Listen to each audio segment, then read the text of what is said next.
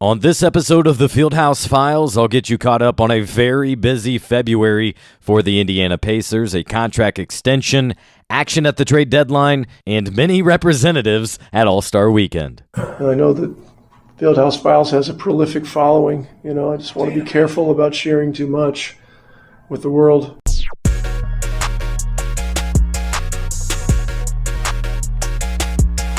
And welcome into the Fieldhouse Files, the podcast where I take you behind the scenes with the Pacers, talk to individuals on and around the team, and tell you what you need to know. Well, as I speak, the Pacers are currently in 12th in the Eastern Conference, 27-35, now going about the way I expected for this season after that great, what I called magical start. Now we're seeing a little bit reasons why I called it that. 23-18 to start. Since they have lost 17 of their last 21 games. The defense has not been good. The slow starts have remained a thing where they've still lost a majority of the first quarters this season. There's still a lot to like, but as we fully expected at the beginning of the season, it is a developmental season, a season about growth, about individual and team growth, about establishing a culture, establishing an identity.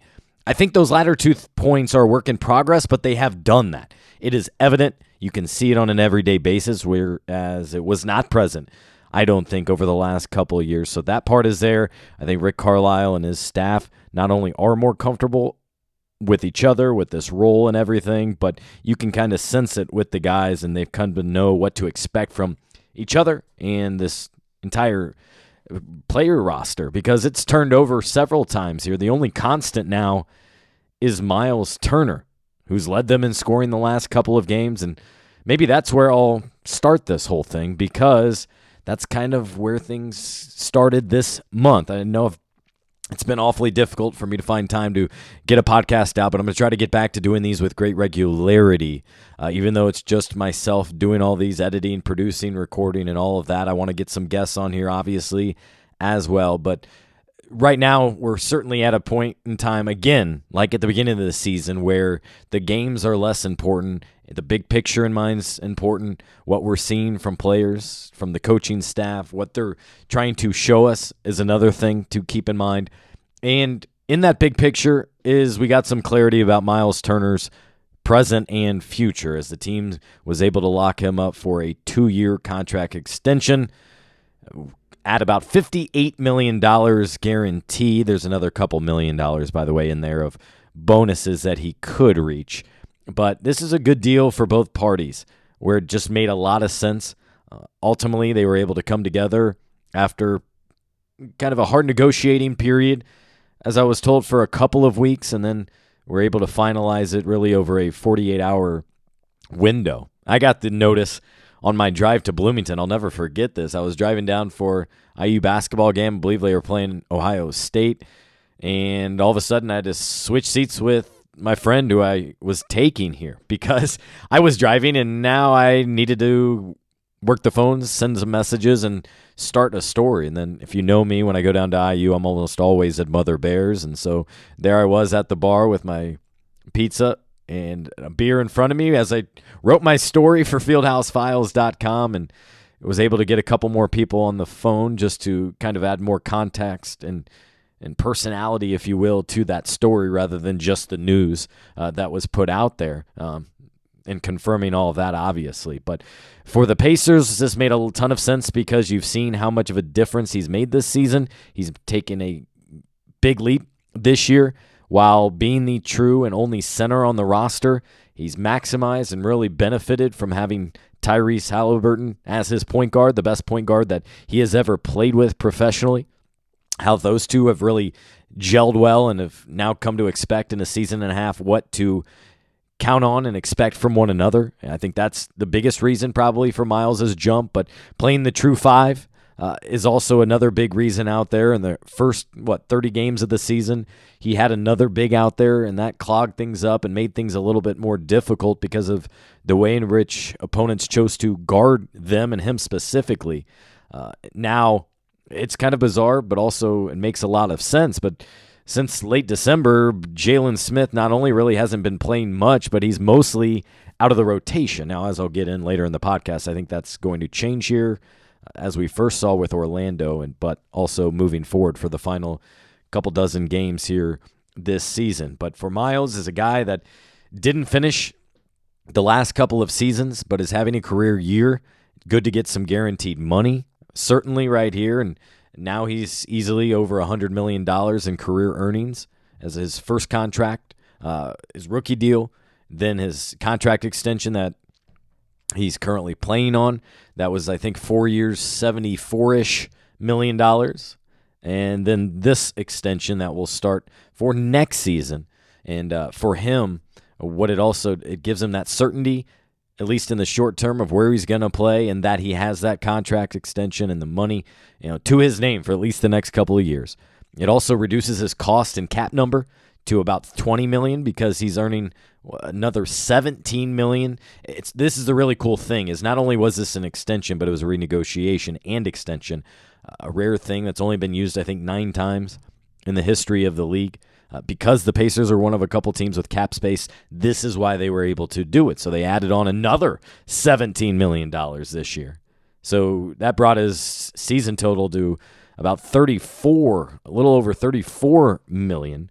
And then in turn, basically he's getting money up front. And then on the back end, the next couple of years, he's getting basically, I think it's $21 and $20 million, a total of $41. And so not only is that what he'll cost the Pacers on the salary cap, but if they ultimately decided to move him down the road, and who knows, then makes it a lot easier to get a better deal for him as well. It's a lot more tolerable if you're another team out there and the cost for Myles is 20 rather than, say, 30 or 32.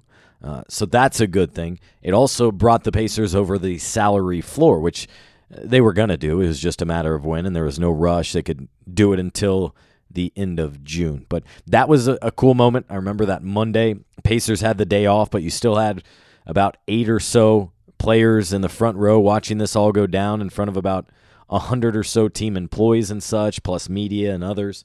So it was a special day for Myles. I just felt bad because there were storms and freezing cold temps and bad weather back home for him in Bedford, Texas. So his parents, his family, and his manager could not make it to Indianapolis, could not celebrate with him at the time. And that's how you can also tell how sudden it was, because if they knew it was going down Monday, they probably would have flown in a day or two earlier, for example. So that speaks to the context of the situation and maybe the timeline for which and how it went down. And then a couple weeks later was the trade deadline, and that's why I personally kind of felt like I was just trying to keep my head above water, because in addition to the games, you had this extension, you had the trade deadline, then you were looking and tracking all-star stuff, and first to report Buddy Hield was going to be in the three-point contest, and then we saw a couple of rising stars with Benedict Mathurin and Andrew Nembhard, and then Tyrese Haliburton wanting to join Buddy Hield in the three-point contest, so that happened. I worked on a couple of non-basketball player profile features that I have not yet put out there, but I think you'll enjoy those. And then, of course, Tyrese making the All-Star game and finding out in his first game back. That was back on February 2nd against the Lakers. And then, of course, he played his former team and the Sacramento Kings the next game. And then I was able to talk to Domantas Sabonis. So, yeah, there's been a lot going on in Pacers land in the NBA. And with this jam-packed schedule, it's not only a lot for the players and the coaches to prepare for fans to try to watch 3 or 4 games a year, but also for us media trying to provide you with the best coverage and different coverage of the Pacers and other teams as well here. But to get back to the trade deadline, with the Pacers, it included one main deal, and they were part of a 4-team trade that was with Phoenix, was Brooklyn, Milwaukee, and the Pacers. And with that, the ultimate result was draft assets plus hometown hero in George Hill, plus a potential talent in Jordan Nwora. Forget the N is there. Yes, it's Nwora, but just ignore the N. It's Jordan Nwora. Now, because the Pacers had a full roster, and they still do, they did have to waive 3 players in order to complete the transaction, which brought on Jordan Nwora, George Hill, and Serge Ibaka, who they subsequently waived a couple days later. And he is trying and probably may get on with a playoff team, but he really had no interest in joining the Pacers. George Hill, though, did, and a lot more on him to come in future days. But he's thought about his future and how he'd like to play a couple more seasons at least, and then maybe have a future in a front office or something like that, and right here with the Pacers, which is much different than I understood his situation previously. Remember, he's not a big sports guy. If you talk about the Super Bowl, he probably didn't watch it. If you're talking about the Final Four, I'm guessing he didn't watch it. He's got a couple kids, not a big sports guy. He's just good at basketball, so that's what he does. It's not who he is. But back to what I was getting at, they waived Terry Taylor, Goga Bitadze, and James Johnson. Goga later signed with Orlando Magic. Terry Taylor stuck with a two-way deal with the Chicago Bulls. And how about James Johnson? Not a bad gig for the veteran, the oldest player on the team, who was making, I think, $4 million, I want to say, this year, upwards of that. Well, he essentially made another $900,000 purely for being waived and not being part of the team for maybe 4 days, and getting that extra money, obviously, by re-signing with the team. He's become a huge asset in terms of the culture and instilling principles and coaching guys up and being in Tyrese Haliburton's ear especially. He's one of Tyrese's closest teammates here as well. So you don't take that lightly or for granted, and this front office is trying to empower Tyrese and set him and the whole team really up for as much success now and in the future as they can. And so to do so, that means including James Johnson, at least for the rest of this season. So not a bad gig for him. But again, this deal was helping Milwaukee out by taking on some of those contracts. And as a bonus for doing that, a payoff, if you will, Pacers getting 3 future second-round picks, which have been huge assets. You saw at least several deals go down during the trade deadline where it was 4, 5 second-round picks. So now with 3 additional, and they have most of their own moving forward. You never know how that can help. Remember, this year they also are slated to have 3 first-round picks, their own, plus Cleveland's, which will probably be 24, and maybe Boston's. That'll be that last pick of the first round if it's continuing to go the way it presently is. Boston with the top record in the league, so that would be pick 30 right there. But the deal was done to get those assets, those second-round picks, and it doesn't impact me, you, or the front office by any means, but by doing those deals, it ultimately cost Herb Simon about another $9 million or so. Not my money, so I don't care, but also keep in mind in the offseason when they waived 3 other players from that Boston trade. Yeah, so that's 6 guys they owed guaranteed money to kind of go away. Now, of course, James Johnson then got paid more money to come back, and in the grand scheme of things, you get the draft assets and you're trying to make the team better in the long term. But man, that's nothing to skip over. If it's me, that's $1 million. I'd happily take, or that $900,000. That's what you and I probably call years of nice salary, but that's good work if you can find it. So now the Pacers still have a 15-man roster, which still is not my preferred way of doing business, especially for a non-contending team.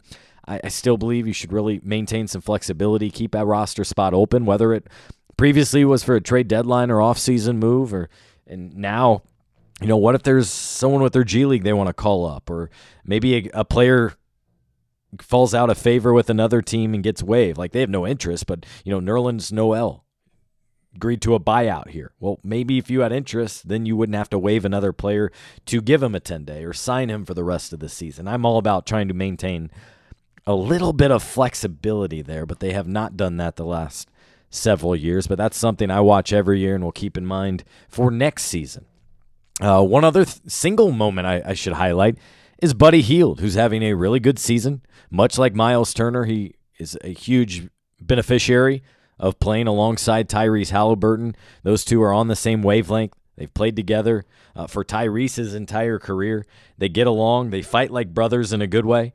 They compete like crazy, and that's certainly notable. You throw Ben Mathurin in there, and those are probably the 3 biggest competitors on the team, and they all make each other better. And they all have the similar characteristic in that they hate missing games. Hield, Mathurin, those are the 2 Pacers to play in every game this season. And Tyrese would absolutely be part of that bunch if he did not have, I think it was a hamstring tweak for a couple games out west, early part of the season. Mostly it was that elbow sprain, in January 11th against the New York Knicks that cost him about 10 games right there. But Buddy Hield a couple weeks ago became a single season leader in made threes, surpassing, you guessed it, Reggie Miller with more than 20-some games left. So that was a huge accomplishment for him and notable because of that. But also he's been good for probably 4.5, 5 threes per game this season. He's going to get the attempts up. And just imagine, it's fun to put it in context, if Reggie took the same amount of threes as some of the guys here today. Dame, made 13 threes in a 71-point outing the other night. That was fantastic. You're seeing Buddy Hield sometimes put up double-digit three-point attempts. That was rarely the case for Reggie. It was just a different game. But just imagine not only how he would thrive in today's three-point shooting, high-scoring landscape, but also how much longer he could probably play, just being in a corner or, not having to move as much as he did through all that. But it was a very productive last couple of weeks for the Pacers in terms of the extension and Buddy Hield's notoriety and getting Tyrese Haliburton back into the lineup in early February. And all that was great for the Pacers. And now that leads me to our next talking point here is All-Star Weekend. I was the beat writer out there, was able to experience all of All-Star Weekend, one of several that I've been to, and want to share my full experience here with you. Well, first of all, the thing to like most about All-Star Weekend for me was the fact of so many Pacers involved. You had the Rising Stars, a three-point contest, a couple of Mad Ants in the G League Next Up game, and then, of course, Tyrese in his first ever All-Star game. Let's begin where it began. On Friday, and of course, All-Star Weekend taking place in Salt Lake City, I went not only because it's one of the best events and most fun each year, but also because of so many players involved from the Pacers, and it's in my backyard. It's in our backyard, right here in downtown Indianapolis, 1 year from now. Next year, after a 3-year postponement with COVID and all that went on. And in fact, I asked Adam Silver about it at his media availability. Here's what he had to say about that. Got Agnes Fieldhouse Files over here, Adam. Thank you. After a 3-year postponement, Indianapolis will get the All-Star game next year. I'm curious about your feelings about that and also what Herb Simon has meant to this league. Well, Herb Simon is currently our longest-standing governor in the NBA. He has been a force of innovation and constructive change over the years. I think other governors in the league would say he's done extraordinary service to the league. He's a former chairman. He serves on the equivalent of our executive committee. He's become a close friend of mine. I know that even for incoming new governors into the league, Ryan Smith being just the most recent example, he's made himself available to them to say, in my decades of experience now in the NBA, please call me if there's any way I can assist you. So I'm thrilled that we were able to reschedule that COVID, All-Star game to Indianapolis. I know Herb Simon and his son Steven are here. Rick Fuson, team president, is here together with a team of people from the Pacers and Indianapolis to study the great things that Ryan and Ashley are doing here and the community is doing here. And as I love about our team, seeing if they can up it yet another notch when we get to Indianapolis. So I'm already looking forward to it. Yeah, next year is going to be a lot of fun. But first, we had to get through this year in Salt Lake City, and I'll share my thoughts on that experience at the end of this, talking about the events. So first up, Rising Stars, and it's really no longer one of my favorite events. I think it's a special honor and experience for first and second year players. It used to really be dubbed the rookie sophomore game and a true Rising Stars game. Now it's games, and they're divided up into teams, and man, was the team POW that Benedict Mathurin and Andrew Nembhard played on stacked. Paolo Banchero, Keegan Murray. They had so many great players on that roster that they were easily going into it. They were the favorites, and it turned out we saw why, right? Because they had their way both times. And the G League, I get why they are included. They're trying to get exposure, trying to give those individuals a special opportunity, but they just, the difference of the levels is evident. It's like having pros versus college guys versus high school guys. There's another level or two that those G League players have not yet gotten to just yet. Scoot Henderson was out there. He did okay. Maybe he could be a good hybrid of those, but the G League team did not play well, and I think lost by, I want to say 15, 20 points, or at least that's what it felt like throughout the entirety of that game. I love the fact that Benedict was just Benedict in that he scored first both games. I think it was the first game where he scored by getting to the free throw line. Yeah, no change in how he plays, even though it was kind of an all-star experience there. And so they went on to win both the games. There were 3 games in total, and the 2 winners from the first 2 games met in that final game. And so it's not even a Rising Stars challenge. It's kind of Rising Stars games, and they play to a number. I think it was 40 the first games, and the final was maybe 25, if I remember correctly. Anyways, a little different, a little bit wacko. It's kind of the one event that gets things started at All-Star Weekend, and more than anything, it's an honor, probably extra money for those players on those teams, but more than anything, like Matherin said, it's a taste of All-Star Weekend. It's a chance to be celebrated, to be rewarded for good play, but also get to hang around other guys in your draft class, maybe guys around your draft class, and you bump into other All-Stars at the hotels and give you something to aspire to. Yeah, they much rather, I think, generally be in like Cabo, let's say here. I know I would have, and I was actually surprised. Both Andrew and Ben said, after the Rising Stars, they were just going to go home to Indy. Andrew joked, I'm just going to go in my warm bed and relax for a couple days.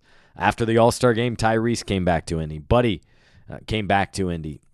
They're just, the All-Star break's not long enough if you go to All-Star Weekend, if you participate in it. If you're not, then you have, Thursday to basically Tuesday morning or Monday night, a good 4 or 5 days at least.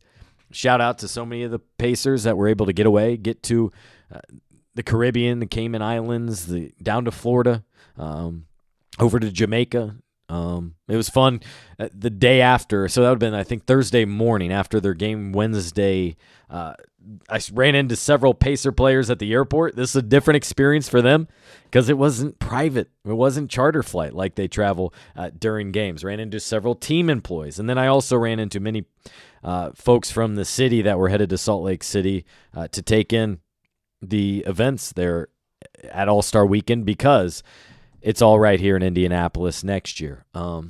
It was a little goofy, I will say, on Saturday in terms of media availability. That's the window the small window, I'm talking 10, 15 minutes max, where we're able to talk to guys that are participating in the events. First up were those participating in All-Star Saturday night events. So for me, the main thing was getting to talk with Buddy Hield. I think he talked for about 15, 20 minutes, actually, answering all kinds of questions. And then a little bit after that, while that was going on, one of the All-Star teams was practicing. That was the East team. And, of course, they mix up lineups and had the live draft. So the teams, that were practicing together weren't even the teams that played together. Anyways, practice didn't seem like a big deal at all, ultimately. I wasn't able to get there because that was overlapping with media availability time. Not sure how much of you care about these kind of inside media, inside my world experiences. I know maybe a little bit. And I try to take you where you cannot go. That's one of my biggest things I try to do in this job and at fieldhousefiles.com. But so anyways, then after those players practice and they talk to us, and so that's when I was able to talk with Tyrese and a couple other All-Stars. Wanted to get over to Donovan Mitchell, see what he thought about, what it was like having the All-Star game kind of in his city, right? He grew up with Utah, meaning, so much of his time in the NBA spent in Utah. Now he was obviously not with Utah and over in Cleveland, but he was still recognized and celebrated like a Utah Jazz. That's an experience Tyrese and others may have next year. So I wanted to talk to him about that. But guess what? I wasn't able to because we had some quote-unquote media members in there asking the most ridiculous questions. I'm good with some, but they know who they are. But there was one guy going around at Media Day asking, what was it? It was start, bench, cut. And it was like computer, PS4, and a phone. if I was one of those players, get me out of here. This is such a waste of time. There's one guy that came up, and I think he said, my name's Sam. Do you know anybody named Sam? The player said no, and he goes, great, can we be friends? Like, what a waste of everybody's time. Then there were other people coming in. Who's your favorite WNBA player? Who's a couple NBA players you looked up to growing up? It was kind of cool. You had a couple of the dunk participants come around with a mic with something they were doing and asking players, who do you think will win? And, of course, you got to say the guy that asked you the question. So they did. So I saw Tyrese do all of that. But it's a little bit like Super Bowl Media Day, which has gone irrelevant, I think. They've moved it to nighttime to try to be in prime time, but in turn, for the real journalists out there, you're not really getting any good content. You're getting guys that dress up like superheroes, and this didn't quite get to that level, but you did have some baffling questions that I was like, here was my biggest takeaway, is I think so many people there were there for their vertical iPhone video to throw it on Instagram for the one clip that could go viral, rather than doing a full story or putting together a package of stuff like that. Like Rob Perez, Worldwide Wob, he was going around asking interesting questions to every player there, one of which was, what was your oh shit, you've made it moment in the league? Then he packaged those together of about 15 different guys doing that. I thought that was kind of a really cool package and a good way to take advantage of so many great players being in the same place at one time in a not so serious situation. Who was it? Oh, it was Tyler Hero, who I think just had his second kid, by the way. And I kid you not, somebody goes, should I become a dad? That was the question to Tyler Hero. And he was like, well, I don't know. What are your circumstances? I like it, but that doesn't mean it's from, anyways, enough about that. You're probably not wanting to hear about all that, but excuse that tangent. Oh, right there. The media interviews went fine, though. And then by nighttime, it was time for the three-point contest, the second of three events there, and to me, still remains a featured event. I don't like the fact that the NBA even invited a Mac McClung, a G League player that was kind of called up to the 76ers to participate in this event. He was spectacular. That was a lot of fun. But also, think about a guy like Ja Morant. You'd think he wants to not only risk injury, but now have the chance to maybe lose to a guy like Mac McClung or a G League player or a seldomly heard from player in the dunk contest? No, that's part of the problem. But I would love to see Indy be the city that kind of made it better or improved upon that, as well as in the All-Star game. It was good to see Tyrese finish with 31 points in the opening round, one of two rounds in the three-point shootout. Jumped out, had the best showing of anyone in that first round.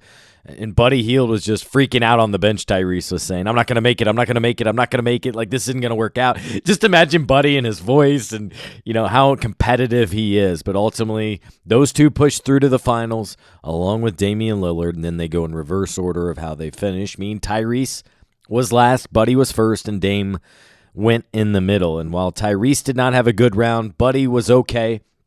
Finished with, I think 25 points, and he would have won it all for the second time in three participations. However, Dame Lillard, who we know can go hot, who this week went off for 71 points against the Houston Rockets, who are looking forward already to Cabo, it seems like, the way they've been playing. Nonetheless, Dame had to hit the final 4 threes he threw up, and he did, and beat Buddy by one shot for the three-point crown. And the thing I love about Dame is he appreciates and doesn't take it all for granted. You should have heard some of his stories he talked about post-game and what it meant and him sharing the trophy with others and those sorts of things. He's not one that just kind of shows up and goes through the motions. Whatever he's involved with, I think we've clearly seen how much he cares about it and invests his time in those certain things. All right, well, we get to Sunday, and that's kind of the one day where all of us are able to sleep in at All-Star Weekend. We're making up for long nights out of talking and having some fun and networking and those sorts of things. And to me, that was the best part of All-Star Weekend. It was seeing media colleagues who don't come to Indianapolis because the Pacers aren't good right now. It's media colleagues who I haven't seen since COVID that maybe I've only talked to or seen on Zoom. And so to catch up with them, both national and other beat writers. So that was a good time for me.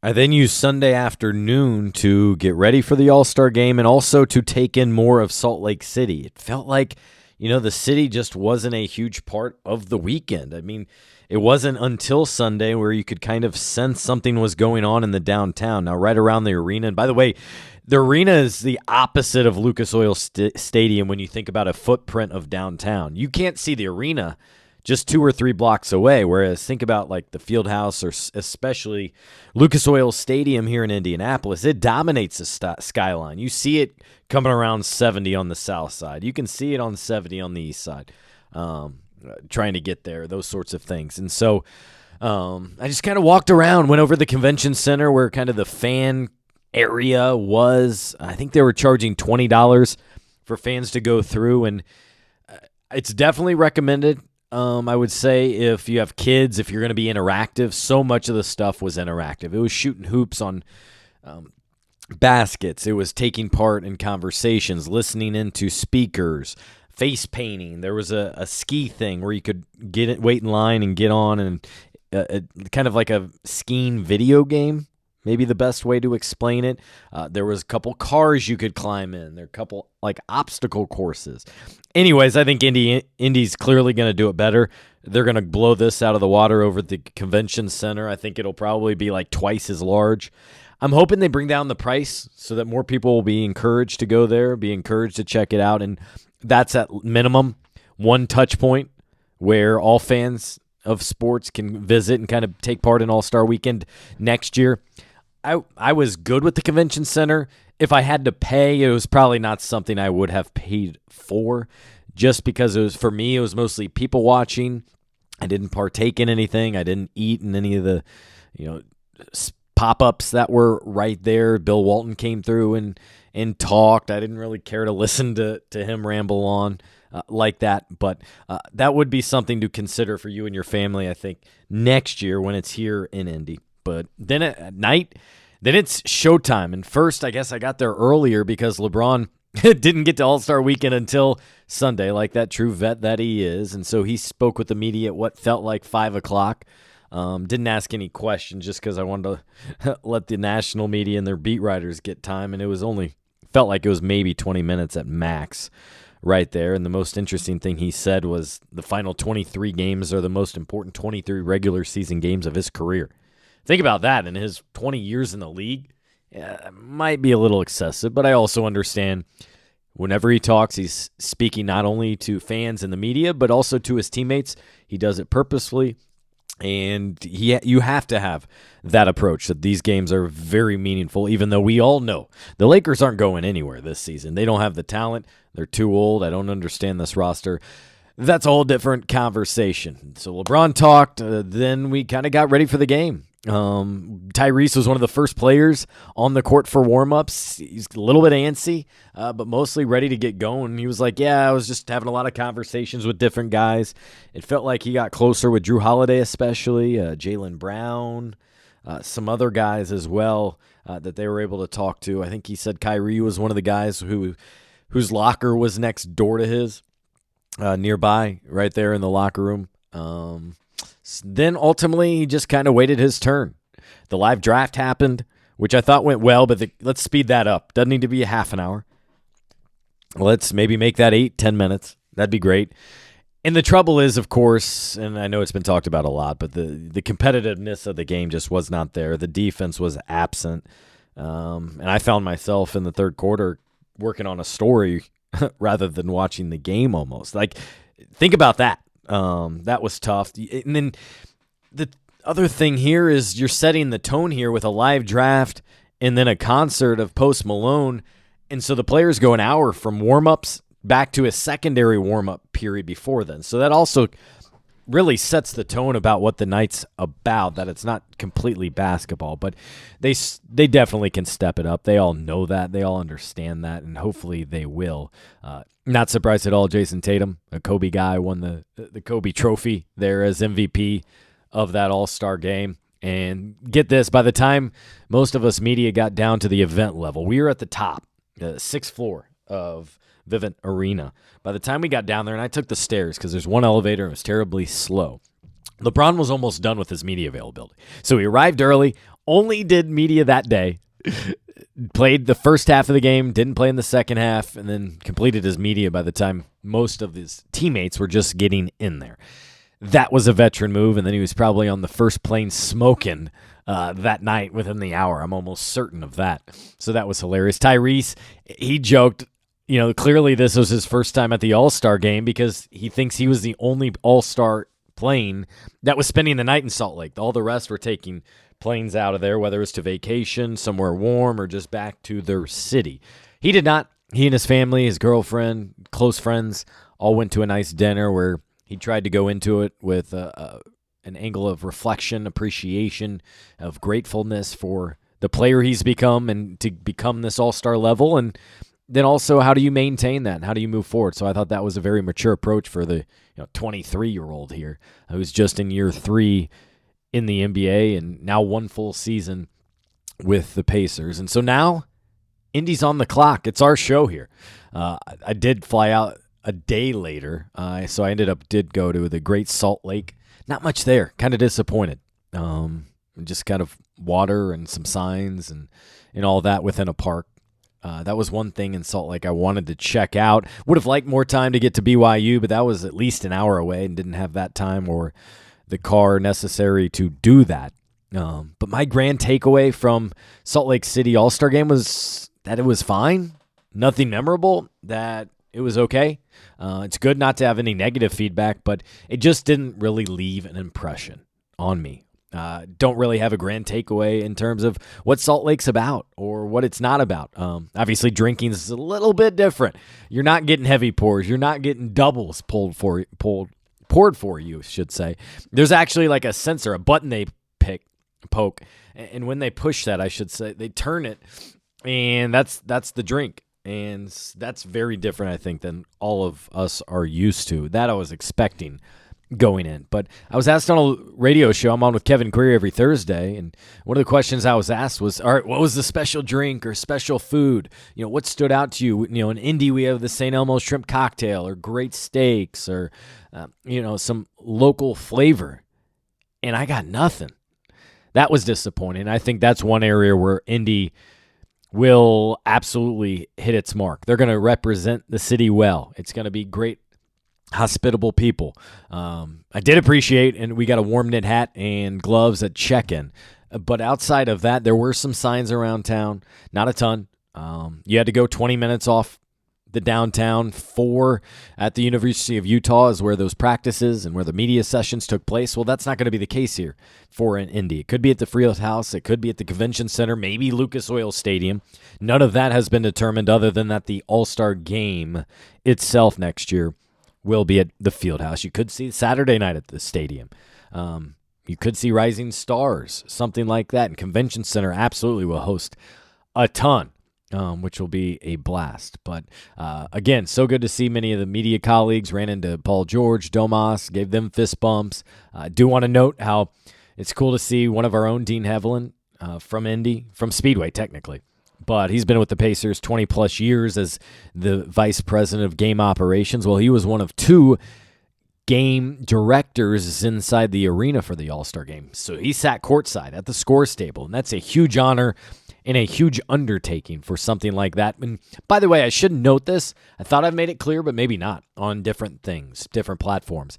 But the NBA All-Star Game's run by the NBA. It has influence by the local market, by Indy, by Salt Lake City, previously Cleveland. But it's run by the NBA. So you're going to have season ticket holders unhappy. You're going to have locals a little bit unhappy. Indy, for example, will suggest stuff, but the final decision, my understanding is it's all by the NBA. They have a group that runs all these events and orchestrates it. It's their showcase each year. They bring all NBA.com, Turner Sports, all their PR people, and go big with this. It's one of their big showcases each year. And so that's something to keep in mind when all these decisions are made. One thing that just broke as I'm recording this, hate that it happens 40 minutes into a podcast, but Kendall Brown is done for the season. The Pacers announcing Monday night that the 19-year-old underwent surgery to address a right tibia stretch fracture. Oh, that's so tough. That's tough, man. If you've followed, he suffered a stress reaction in that right foot. in mid-December, and he told me a month later that this is something he had been dealing with for a while. He just didn't want to be that rookie or new guy that was complaining, and so finally he did, and after thinking it was kind of minor, maybe a muscle injury or something, they got an MRI, and it revealed a stress reaction. If you're familiar, stress reaction, that's what Myles Turner had in his foot. Now he seems to be okay. It did not become anything more serious. Kendall Brown returned after 6 weeks. It became a fracture, much like maybe Cade Cunningham up with Detroit, required season-ending surgery. Very different injury, but TJ Warren's injury was a stress fracture requiring surgery. Now, according to the great athletic trainer Jeff Stotts, who does a great job covering injuries in sports, he says this to kind of describe what these types of injuries are like. And I quote, "Initially, a stress reaction occurs and is marked by localized pain and swelling." Yeah, that marks with what Kendall complained of. Stress reactions are often treated conservatively with rest in hopes that the remodeling process can catch back up and the bone can return to full strength. However, if improperly treated or enough time is not allowed, a stress reaction can easily develop into a stress fracture. And then the average time lost for these that require surgery, Stott says, is 61 games. But fortunately, these types of injuries, not career-altering. A 2017 study he shares on bone stress injuries in the NBA showed that individuals who suffer these often return to pre-injury level of play. Good news there. And then Kendall Brown, short while ago as well, posting on Instagram, "Surgery went good, y'all. Blessings." 19-year-old would be a sophomore at Baylor University if he didn't come out for the draft, and the Minnesota native taken by the Pacers in the second round, only played in 6 games with them, 16 games with the Mad Ants, but ultimately had his season cut short due to that right tibia that just hadn't been fine since the fall, unfortunately. That's at least what Kendall knows about that, but wanted to pass along that note as I wrap up this podcast. Went a little bit longer than I would have liked, as right now the Pacers are down in Dallas. They're on a 4-game, 10-day road trip. This is part of a stretch with 11 of 14 games away from Gainbridge Fieldhouse. I thought it was pretty cool. Monday night, the Pacers were having a team dinner together.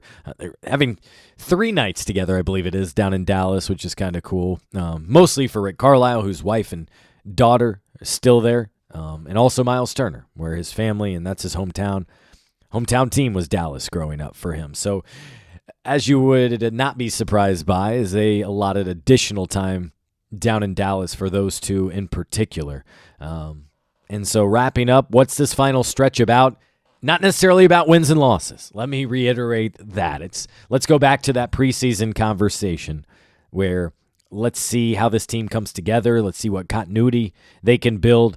Let's see what lineups look like together, and let's see what kind of individual growth is made. Jordan Nwora played just 4 games with the team. His 4th has so far looked his best. He played really well. Not perfect, not outstanding by any means. Had a lot of several slip-ups, at least that I watched or observed in the first watch there. But finished, I think, with like 18 points in 21 minutes. Played well, 8 rebounds, like 5 assists.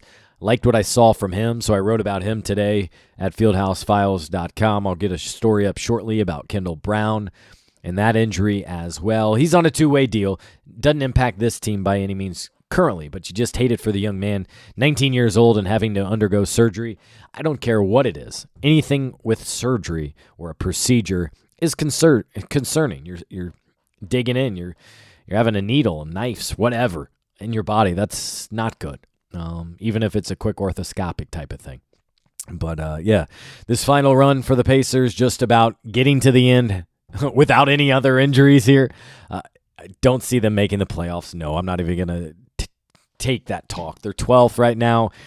Playoffs should not be the focus. I mean, they're won 4 games out of their last 21 here, so it doesn't seem like they're trending that way. But we still had people asking about that the other day. Well, what about this playoff push? This is not a playoff push. This is a push to get to the finish line healthy and with a greater understanding of the team. And so I think you're going to see from more of the front court guys like Isaiah Jackson, like Jalen Smith.